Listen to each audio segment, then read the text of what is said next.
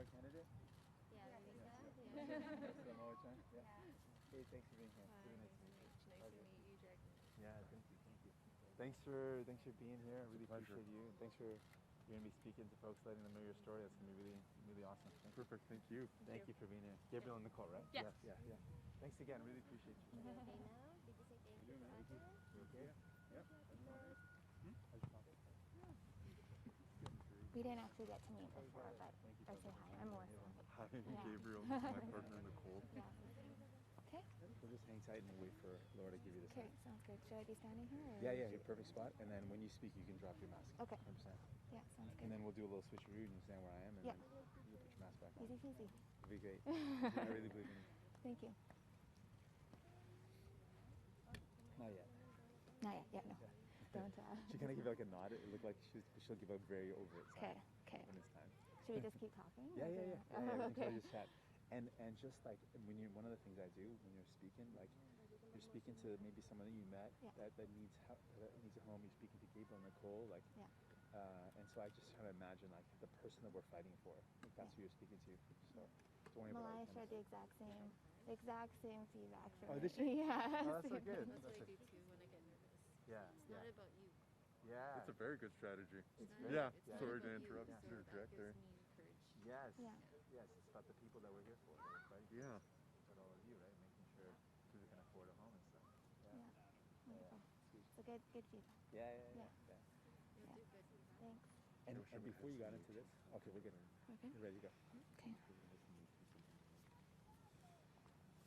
Hi, everyone. My name's Melissa Chung Mowat. I'm the NDP candidate for Winnipeg North. We're here today on Treaty 1 territory, the traditional lands of the Anishinaabe, Cree, Oji Cree, Dakota, and Dene peoples, and the homeland of the Métis Nation, of which I am a citizen. I'm so honored to be here and to be in the riding that I live in, the riding I work in, and the community that I'm fighting for. It's been a long time since Winnipeg North has had a leader who truly understands our community, who's in it for the right reasons, and who's there to fight for the things we need. I've been hearing on the doorstep for weeks and months now how people are concerned about housing. It's a big issue in our community. People are concerned about finding a safe, affordable home to call their own, an adequate house for themselves. People are worried about their kids being able to access homes. And, you know, we've seen through the pandemic that not having adequate housing has had an incredible impact on our community here in Winnipeg North. This is an issue deeply personal to me. My mom and I struggled for housing for most of my childhood. We didn't have access to stable, secure housing, and it created a lot of hardship for us. It made things hard to find stability.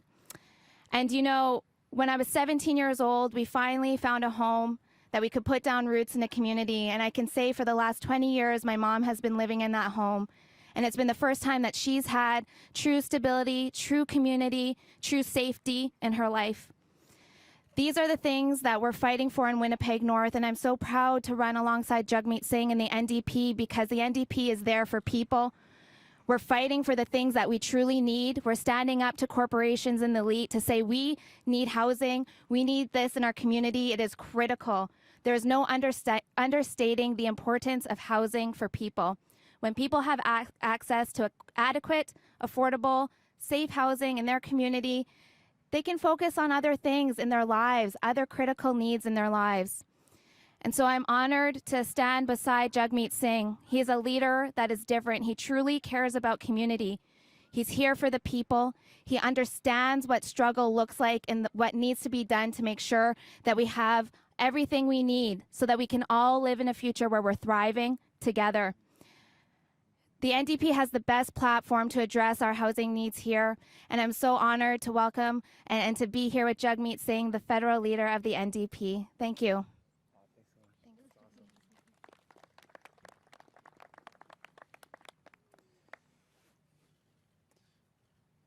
I hope you can tell from those words how powerful a candidate Melissa will be for Winnipeg North.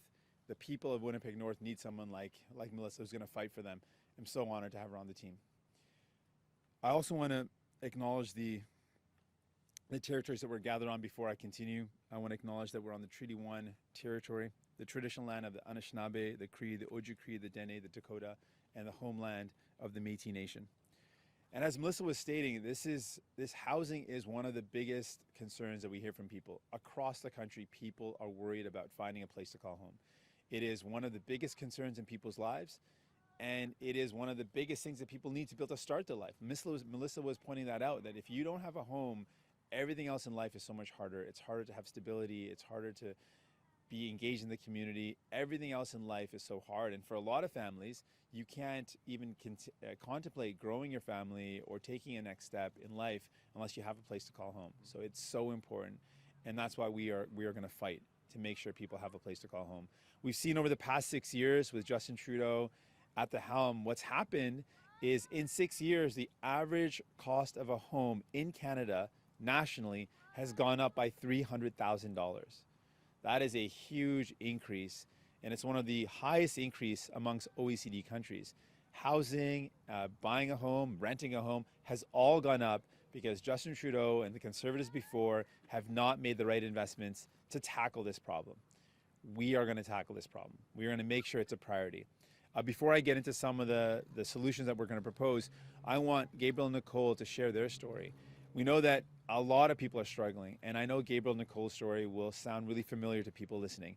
I want you to know that you're not alone, that there are people that are also struggling like you, and that we have solutions. So before I get into some of those solutions, I want to introduce Gabriel and Nicole to share their story. Gabriel, Nicole? Thank you. Nicole and myself are both proud Métis. We've been born and raised here in Winnipeg. We had an affordable apartment and we were forced out of it because they were doing renos and increasing the rent. So that forced us to look for housing a little bit sooner, or quite a bit sooner than what are initially planned. And we've been watching the housing market for 3 years now, quite diligently, and everything we see, the prices are going up so much. We both have good jobs. We've gone to school, we've gone to post-secondary education, we've got the work, but we're still struggling to find a place. We just see the prices going way above market value, and then what ends up happening to places we're interested in, we see a bidding war occur. And then it just goes, the prices go up just remarkably, and it's made looking for a house in Winnipeg dreadful, really dreadful. Actually, we're at the point right now where we're thinking of moving out of Winnipeg, our home, the place that we've lived our entire life, and maybe looking to move somewhere else. The selling point of, affordable housing in Winnipeg isn't a reality anymore. And honestly, it breaks my heart to think about having to leave Winnipeg, leave my home. Thanks so much. Thank you, Nicole. Thank you.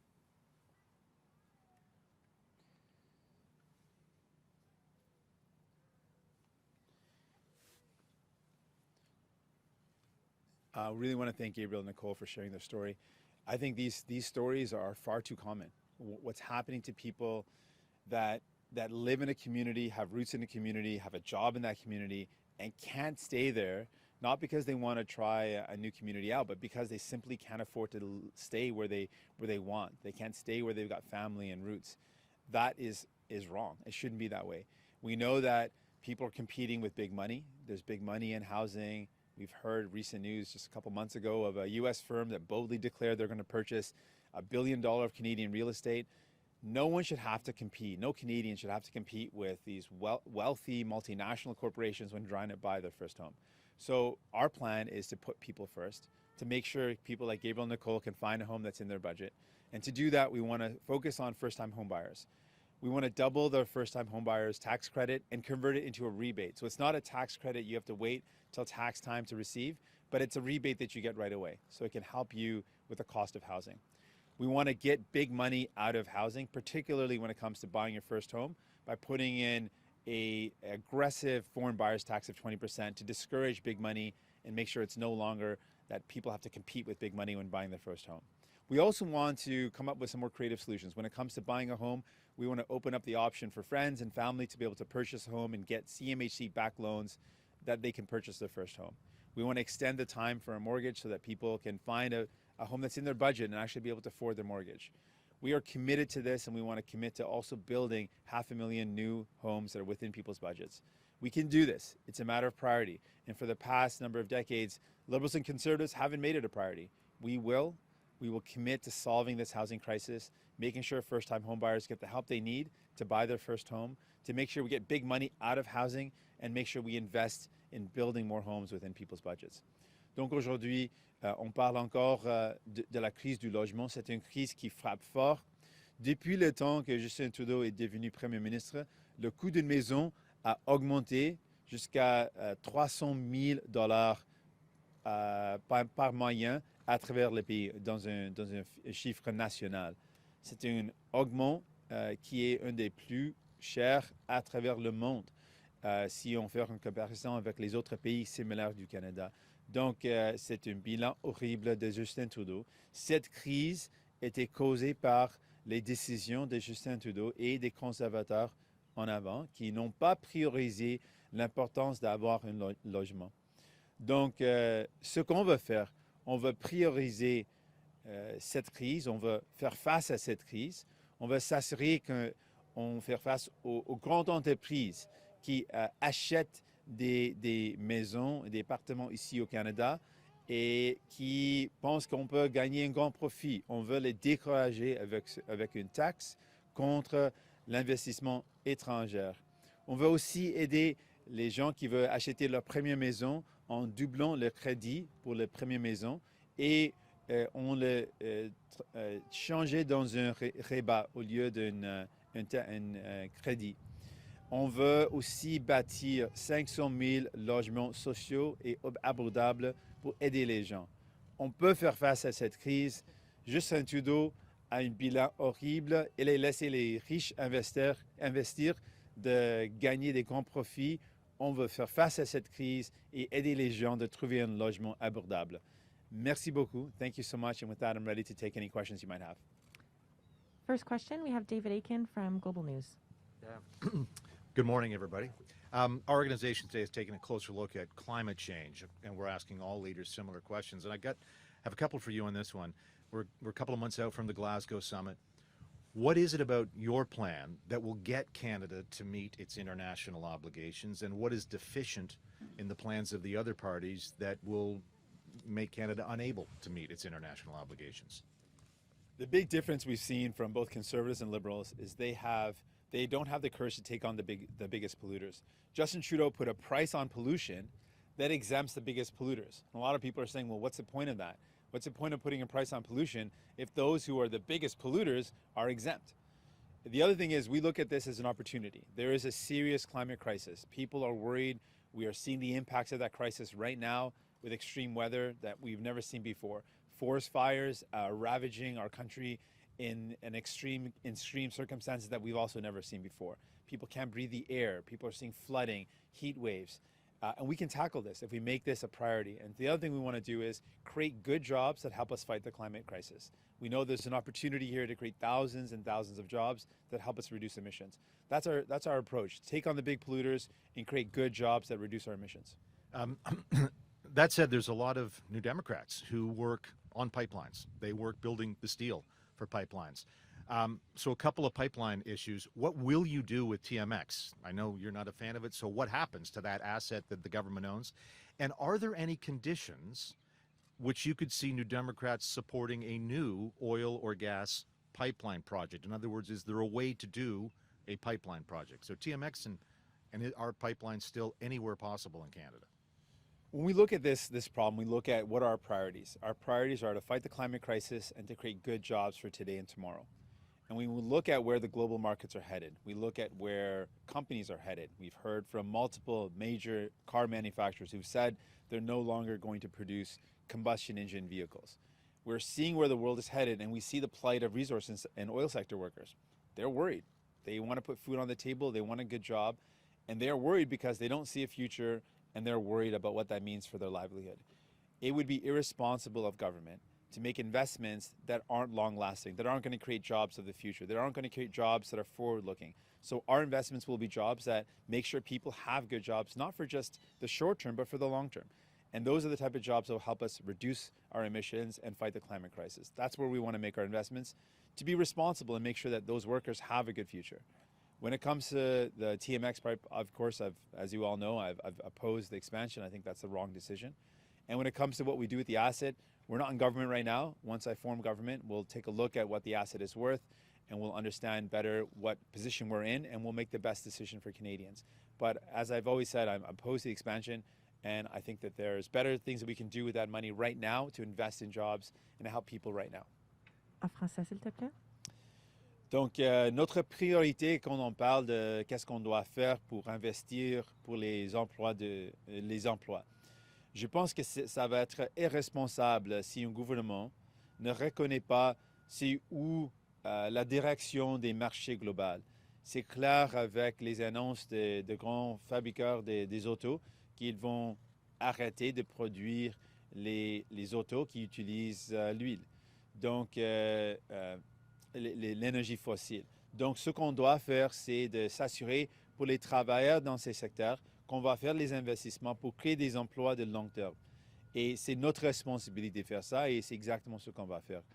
Mais pour la question qui touche la pipeline Trans Mountain, j'ai déjà dit que je suis contre l'expansion. Je pense qu'on peut trouver une meilleure façon d'utiliser ces argents pour créer des emplois pour les travailleurs maintenant. Mais pour ce qu'on va faire avec cet achat du Justin Trudeau, on va l'analyser quand on sera au gouvernement. On va faire une analyse sur c'est exactement quoi notre position pour décider c'est quoi la meilleure approche pour les Canadiens et Canadiennes et notre environnement. Next question, Annie Bergeron-Oliver from CTV News. Hi, Mr. Singh. Canada's emergency evacuation efforts in Afghanistan are now done and troops have pulled out. Reports say there are likely thousands of Afghans who helped Canada left behind. Do you believe that Canada's evacuation effort was a failure? It's with a heavy heart that I say yes, it was a failure. It's coming out more and more with veterans who've said they've raised concerns that the evacuation process should have happened earlier. They made lots of they've raised the concerns and said that this should have started earlier, that there should have been an easier process. Many veterans have raised concerns around the process being too complicated, requiring access to the internet when many people didn't have it, and just not meeting the needs of people in a crisis. And the result is, it's with a heavy heart that we now see thousands of our allies, people that put their lives at risk to support our troops, are now being left behind. And so, yes, it's sad to say that Canada has failed. And Justin Trudeau knew about this problem, knew about the concerns, and didn't act in a timely way. And as a result, there's going to be lots of people now that are pretty desperate and not sure what's going to happen to them. En français, s'il te plaît. C'est avec une grande tristesse que je dis que oui, c'est clair que l'approche du Canada n'était pas suffisante pour aider nos alliés.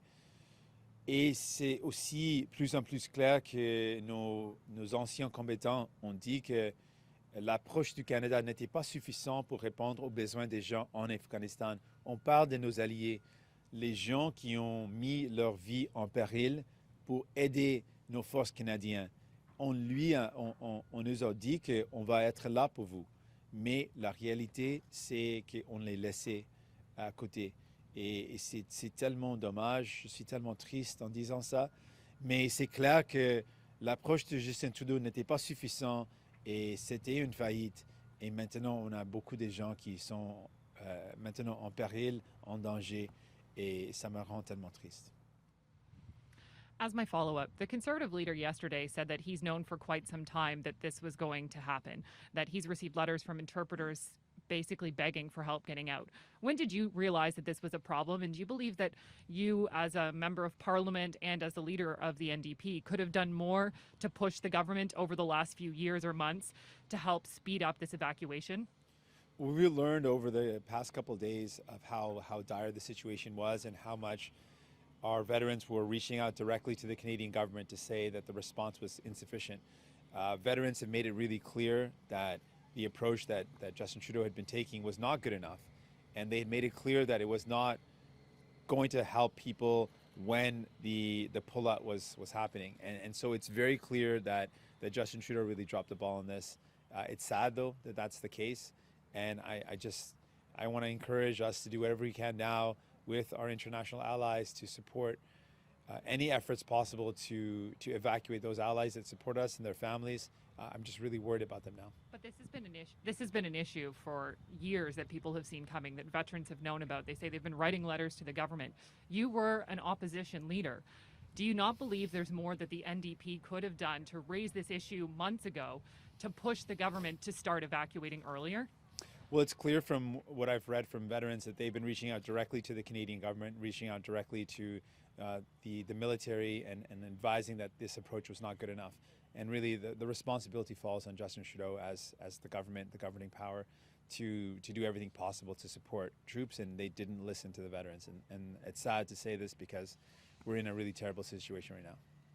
Next question, Tom Perry, CBC News. Hi, Mr. Singh. I'm just wondering if you've costed out the changes, the proposals that you're putting out there today, if you've put a price tag on what this is going to cost. We're going to release more details about our plan, but we want to invest significantly into the housing crisis. We know that this is a problem, and it's really a matter of priorities. We've seen in the past, when something is a priority, we've seen Justin Trudeau act really quickly. When it came to banks and backstopping them in the beginning of this crisis, he was able to find $750 billion to tackle to backstop banks. That's not our priority. Our priority is to make sure we are investing in people. And so this housing crisis is serious, and we are going to do everything we can to tackle it with all the resources necessary. I'm just wondering how you balance things. If you're taking foreign money out, you're reducing demand for housing. But if you're making it easier for people to buy a home, you're increasing demand for housing. So how do you balance that out? How do you keep the price of housing low? Well, we don't want a Canadian to have to compete with a multinational corporation that looks at the Canadian housing market as an opportunity to make money. That should not be the way things happen. And we're seeing that. A lot of people are being outbid by corporations that are trying to snatch up property in Canada because they see it as a profit-making scheme. That's wrong. And so we want to discourage that. We want to get big money out of housing. We know that there are a lot of people that want homes and that need homes. And we know that the past number of decades have been where Liberals and Conservatives have not made investments in housing, and part of the reason why we're in this crisis. So we've got to invest significantly and seriously to build more homes that are within people's budgets. We also need to make it more affordable for people to buy their first home. And we are confident if we make this a priority, if we tackle it head on, we can ensure that anyone who needs a home can find one that's in their budget. We can tackle the homelessness crisis. It's really a matter of priorities, and for us, we can do this. We're focused on doing it. Prochaine question, Jean-Sébastien Cloutier de Radio-Canada. Bonjour, Monsieur Singh. C'est votre troisième annonce depuis le début de la campagne sur le logement. Ce sont des annonces assez coûteuses et vous avez aussi d'autres propositions très coûteuses. Depuis 12 jours, on vous entend dire qu'il faut taxer les plus riches. On a l'impression que l'argent, vous allez aller la chercher seulement en taxant les plus riches. Est-ce que c'est ça ou, parce qu'on ne connaît pas beaucoup votre plan financier pour l'instant, vous allez aller chercher où tout cet argent? Et c'est une question tellement importante et je veux signaler comment les autres partis, les conservateurs et les libéraux, quand ils font des promesses, ils ont rejeté notre proposition de faire payer le juste part des ultra riches. Donc, si vous entendez une annonce des conservateurs ou libéraux, vous devez aussi écouter qu'ils vont faire deux choses. Soit couper l'aide aux gens ou ils vont mettre la pression sur vos épaules. On est le seul parti qui dit clairement qu'on ne va pas couper l'aide aux gens et on ne va pas mettre la pression sur les épaules des gens. Ce qu'on va faire, c'est plusieurs choses. On va mettre fin aux échappatoires. À ce moment, des grandes entreprises au Canada gagnent des profits au Canada et utilisent les échappatoires dans les autres pays pour cacher leur argent et ils ne payent pas le juste part. On va mettre fin à ça. Ça va augmenter nos revenus des milliards et des milliards. On va aussi s'assurer que les grandes entreprises comme Amazon, qui gagnent des profits records pendant cette pandémie, qui payent virtuellement aucune taxe au Canada, payent le juste part. Une autre façon d'augmenter le revenu.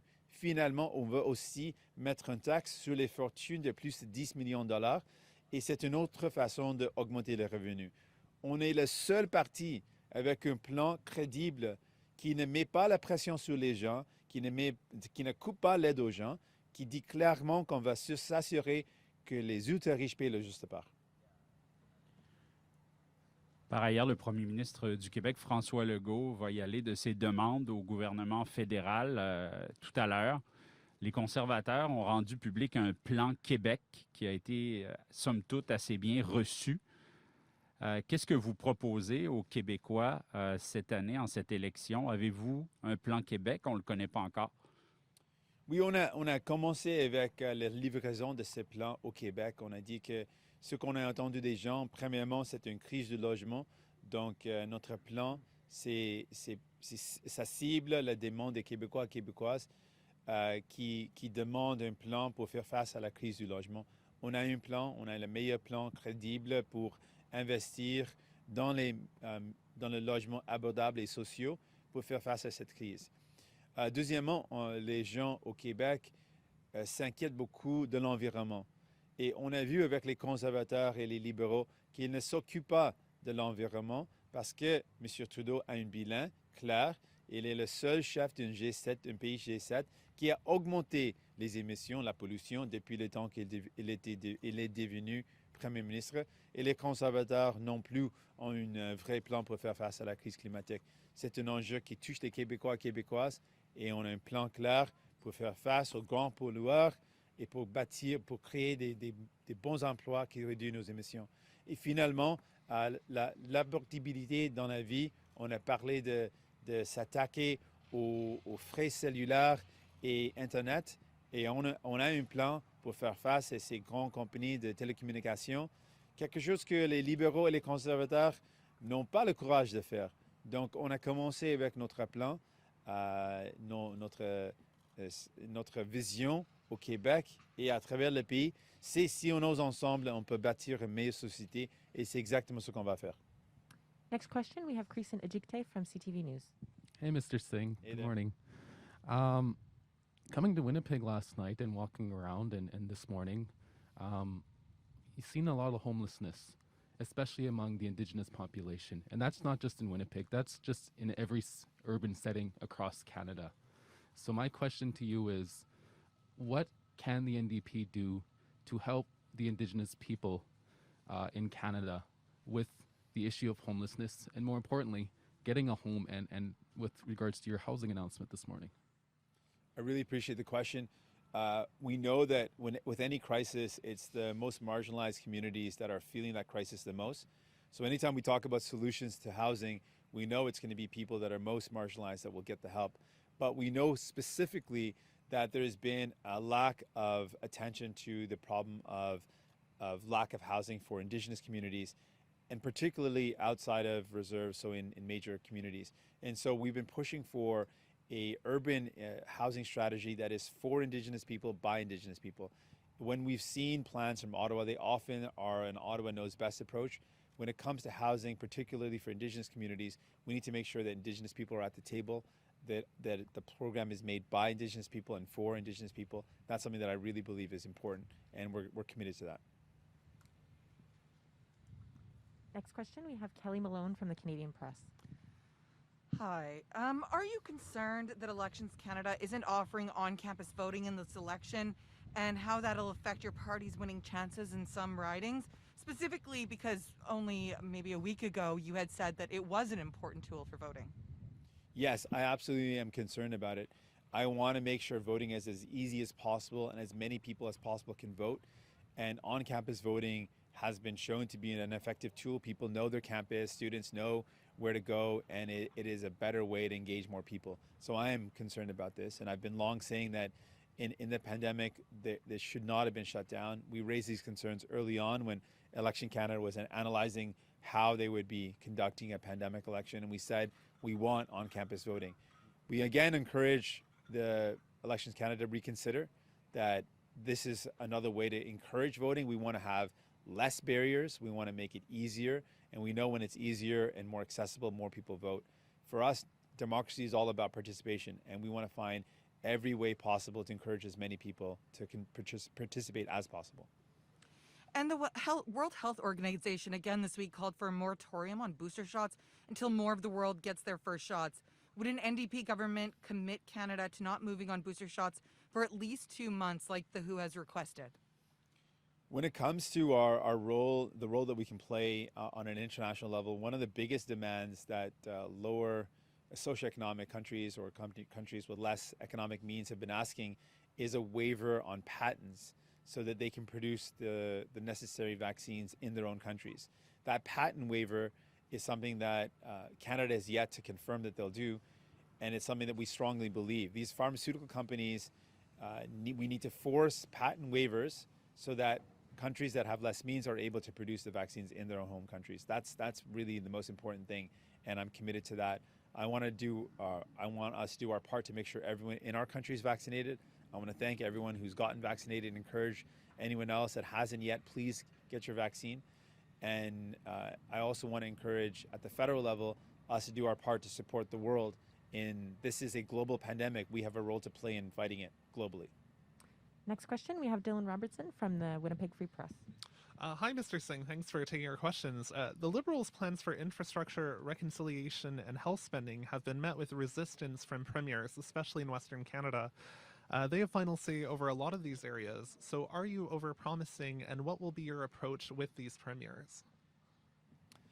This is not an uncommon occurrence. When we first brought in universal health care, something that New Democrats passionately believe in, provinces all didn't agree. But we showed the benefits. When one province signed on, we were able to show the benefit that you get when you have a system that's not based on how much money you have in your pocket or how much money you earn and what your salary is. Similarly, when it comes to things like medication coverage, it shouldn't be that you have to win the lottery of the right job with the right benefit to determine whether or not you get medication coverage. Everyone should have it. We are the only country in the world that has universal health care that doesn't include medication coverage. There's a reason for that, because everyone else figured out it only makes sense that if you get sick and you get prescribed a medication, you should be able to afford it. And it is a massive problem in our country that people can't afford their medication. People get more sick and they end up in the emergency room, which further puts burden on our healthcare system, all of which could be avoided if we made sure that it was included in our healthcare system. Dental care as well. People with dental health issues have direct impacts on their overall health. That's obvious. But people do not have access to dental care. It's one of those, the biggest divides between class, where someone who's got the wealth or has got the right job with the right benefits gets their teeth looked after and other people just simply don't. That's wrong, and we want to fix that. With respect, the case that you're making is very similar to what Prime Minister Trudeau has said publicly and to the Premier. So I'm wondering if you could explain, how are you going to be different from Trudeau in relation to the premiers in the prairies? The way I'll be different from Mr. Trudeau is I'm not going to campaign on pharmacare and then vote against it at the first opportunity in Parliament, which shows he was never committed to in the first place. We put pharmacare forward and said, okay, let's make it happen. You've campaigned on it in the 2019 election. He put it in the throne speech. When we put forward legislation to actually move forward with pharmacare, using his own government commission reports recommendations, he voted against it. I want people to know this. Trudeau campaigned on something that he then voted against at the first opportunity. It shows people he did not mean to get it done. I know it's going to be hard. New Democrats have never been afraid of hard work. We know it's hard to win over premiers. It's hard to win over people. But when it's something that's going to be in the benefit of everyone, when something's going to lift people up, we're never going to stop fighting for it. That's the difference.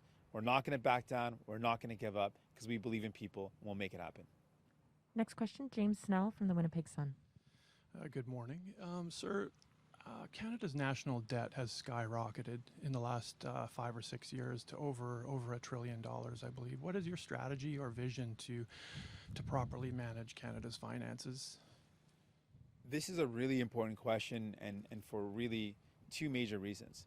People have seen this before. When there are financial crises, people have seen the same playbook used by Liberals and Conservatives. They've seen governments either cut the help that people need or put the tax burden back on the very same people that have struggled. We are the only party with a credible plan to increase revenue, to pay for this pandemic and the recovery. We are saying, let us finally make sure billionaires start paying their fair share. And when I mean billionaires, I'm talking about Amazon and companies like Amazon that make record profits in the pandemic, but pay literally no taxes in Canada. We're talking about large, wealthy corporations in Canada that make billions of dollars of profit, that hide that profit in offshore tax havens and don't pay their fair share.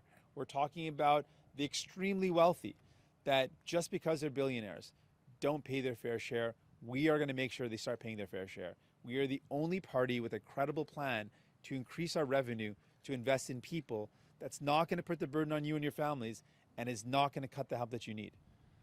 Yeah, thanks for that. So the thing about very wealthy people is they have the power to leave the country if they want. So do you think that's necessarily a good strategy?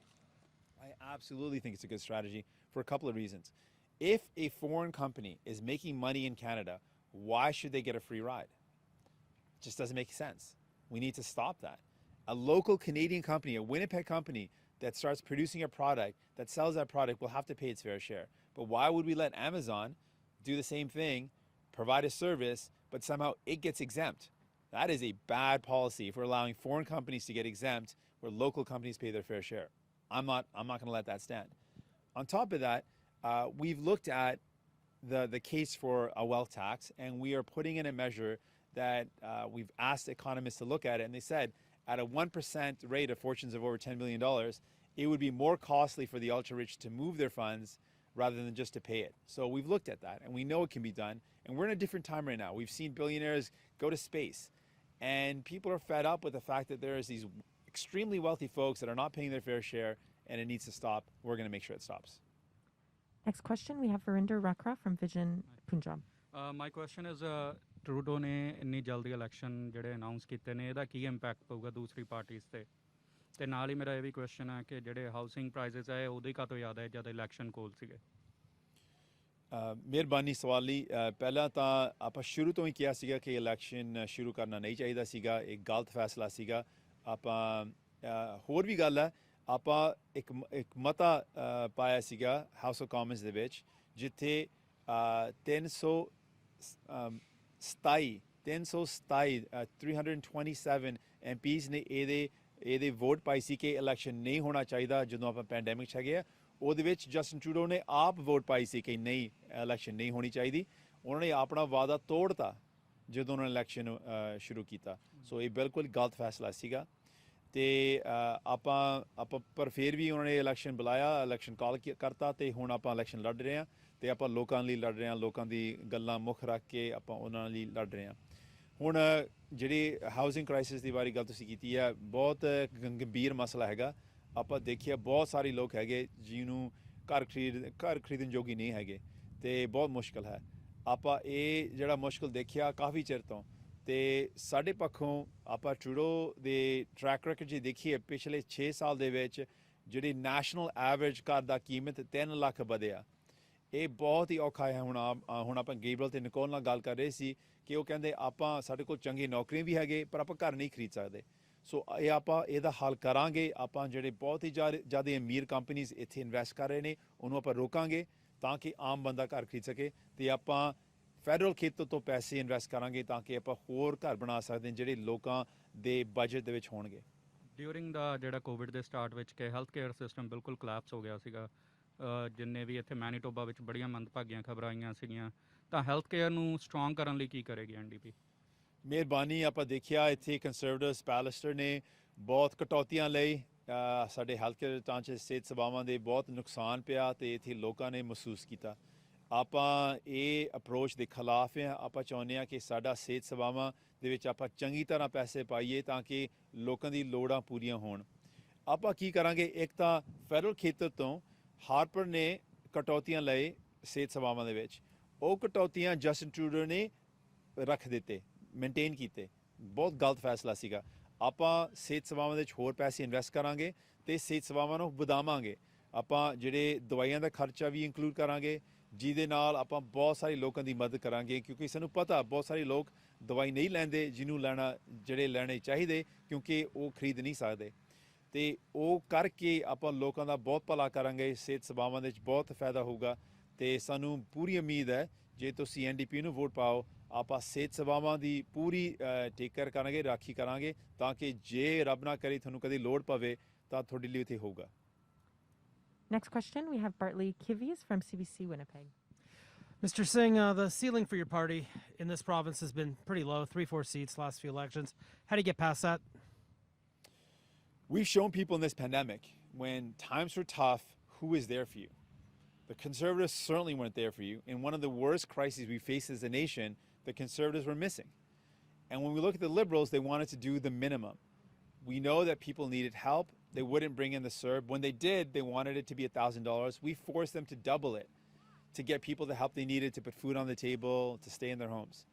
When it came to the wage subsidy, the Liberals started at 10%. We fought to increase that to 75%. In doing so, we saved millions of jobs for Canadians. We brought in a federal paid sick leave. We brought in help for students who weren't covered by CERB. We have shown the people of Manitoba and Canadians in general that when you vote for New Democrats, you get someone on your side, and people have been demonstrably better off in this pandemic because we were there. And we know in the recovery, people are going to need us as well. And we want to show people we are the only party committed to making sure the super wealthy stop getting a free ride, make them pay their fair share, and invest that back into people. Let me rephrase that then. Strategically then, you stated what you've shown, but going forward, you got a few more weeks here. How strategically, what will you do in order to increase that number of seats in this province? Well, we've got to put the choice to Canadians. We want to put the choice to them. They've got a choice in this election. You can vote for Trudeau, who's let the ultra-rich have a free ride, who has already started to cut back on the help that people need, or you can vote for New Democrats, who are going to make sure the ultra-rich pay their fair share, and we invest that back into people, and make sure we invest that into dealing with the housing crisis that we're talking about today, investing in healthcare, making sure we fight the climate crisis and create good jobs. We can do this, and people have a choice, and we're going to present that choice to them. Prochaine question, Mina Collin, Radio-Canada, Winnipeg. Bonjour, M. Singh. Bonjour. Aux dernières élections, vous avez remporté 3 sièges sur 14. Comment allez-vous faire cette année pour aller convaincre plus de Manitobains spécifiquement pour voter pour vous? On va faire deux choses. Premièrement, on va montrer dans ces temps difficiles que c'était nous, les néo-démocrates, qui ont livré la marchandise pour aider les gens. Les libéraux ont voulu faire le strict minimum. Ils ont commencé la subvention salariale à 10%. On l'a augmenté jusqu'à 75%. Et en faisant ça, on a sauvé des millions d'emplois. Le gouvernement libéral, Justin Trudeau, n'a pas voulu livrer la PCU. On l'a forcé. Il a voulu commencer à $1,000. On l'a doublé jusqu'à $2,000. Et en faisant ça, on a aidé des millions de gens, en particulier ici à Manitoba. Avec les deux mesures, on peut montrer comment on a aidé les gens en Manitoba. Mais finalement, on a un choix pour cette élection. Est-ce que vous voulez un Justin Trudeau qui a laissé les ultra-riches d'exploiter le système, ou est-ce que vous voulez voter pour les NPD qui vont s'assurer que les ultra-riches paient le juste part pour investir dans les gens, pour régler la crise du logement, pour investir dans nos soins de santé, pour rendre la vie meilleure? Et vous allez chercher d'habitude un électorat plus jeune, selon certains politologues. Bon, cette année, à cause de la COVID-19, il n'y aura pas de bureau de vote sur les campus universitaires.